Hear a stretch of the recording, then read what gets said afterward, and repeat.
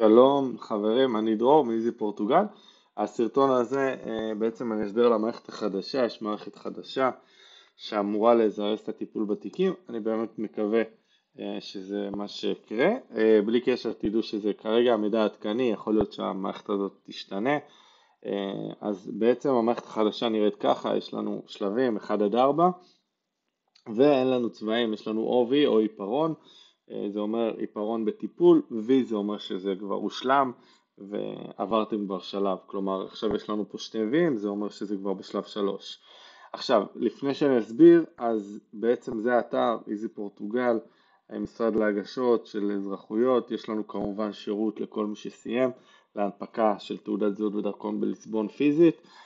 יש לנו עוד שתיים, ותחת לשונית מדריכים יש את המספר מעקב של הדרכון הפורטוגלי. אז בעצם אתם נכנסים, יש לכם פה לינק, אתר קוד המעקב של ממשלת פורטוגל, זה פה למטה, אתם נכנסים, זה לוקח אתכם לאתר, ואז יש לכם 12 ספרות, זה לא השתנה, אתם מכניסים את ה-12 ספרות, שימו לב שאתם בין כל 4 ספרות אתם עושים מקף, אם לא זה לא ייכנס. אוקיי, לדוגמה, סתם דוגמה, 1111, מקף 1234, מקף 0000. ככה זה אמור להיכנס. אז נכנסתם וזה מה שיופיע לכם רק בפורטוגזית, ככה זה ייראה. אז בעצם יש לנו חלק יופיע 4, חלק יופיע 5, אמרתי לכם המערכת עדיין בהטמעה. אז השלב הראשון בעצם שיש עליו V זה הזמן של ההגשה, לחלק יהיה תאריך, לחלק לא. שלב 2 זה בעצם שכל המסמכים נקלטו.